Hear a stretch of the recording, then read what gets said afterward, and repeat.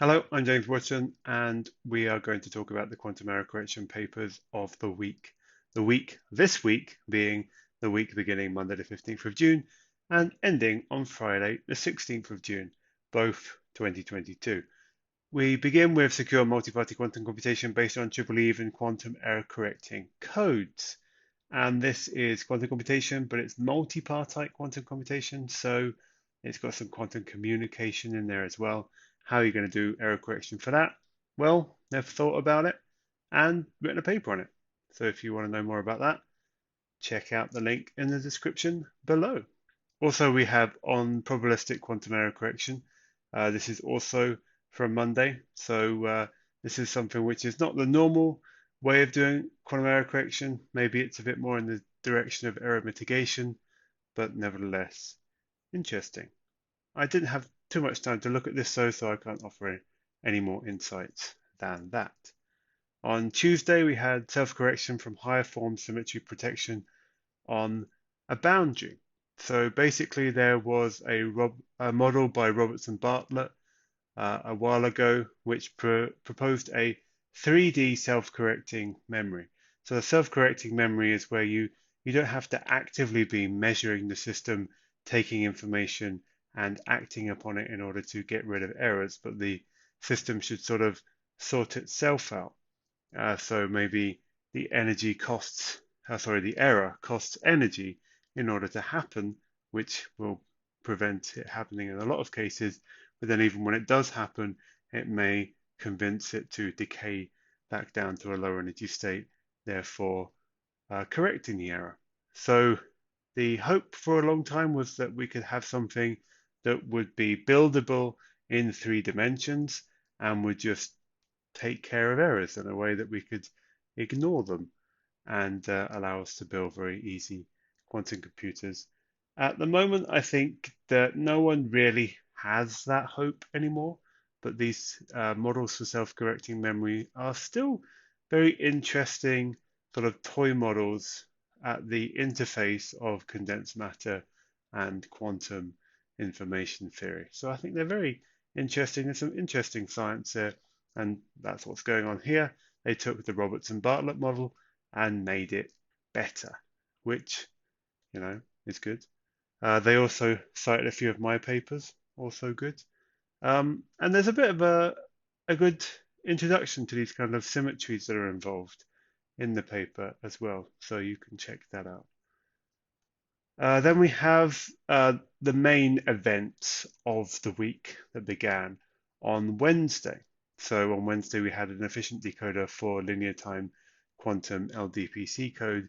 This is a decoder for codes from the quantum Tanaka construction, which are examples of good quantum LDPC codes.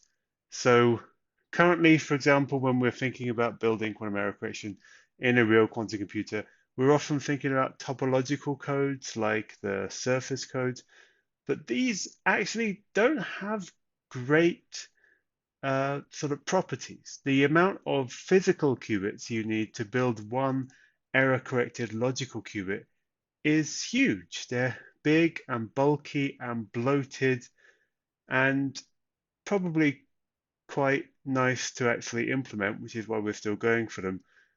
But their stats aren't great. Whereas within the LDPC family of codes, we have the ability to find other families of codes where the stats are great. And these Tanner codes are an example. However, until now, there was never really an example of having an efficient decoder for these really good LDPC codes. And without a decoder, then your encoding is not really worth anything because you have to be able to get the information out. You have to be able to act on the information you get about what errors are happening in order to correct them. So this was an important paper because it showed that you can have an efficient decoder for a good quantum LDPC code, specifically these quantum Tanacode ones. And they speculated in the conclusion that it might also be useful for other good quantum LDPC codes, specifically the Panteleev-Kalachev codes. which leads us on to Thursday, efficient decoding up to a constant fraction of the code length for asymptotically good quantum codes. Another efficient decoder for quantum LDPC codes, this time specifically the Panteleev-Kalachev codes. So this is another example of one of these big results where we're showing that we can have decoding for these great types of code. And I can't imagine that it's completely coincidental that these two papers came out one day after the other. But that's not all. On Friday, we get efficient decoding up to a constant. Hang on a minute. I think somebody might have messed up some links here. On Friday, good quantum LDPC codes with linear time decoder from lossless expanders. This is a new set of good quantum LDPC codes, and they also have decoders built in. So this is the week we found out that yes, very much, you can have good quantum codes with efficient decoders. However, am I quaking in my boots as a fan of topological codes that these are going to come and take over? Well, after this week, a little bit. But still, these are not built to have the stat of easy to implement on real hardware. So that might come a little bit more difficult for this approach. However, they just need a week like this in which they take over entirely. So that was this week in quantum error correction.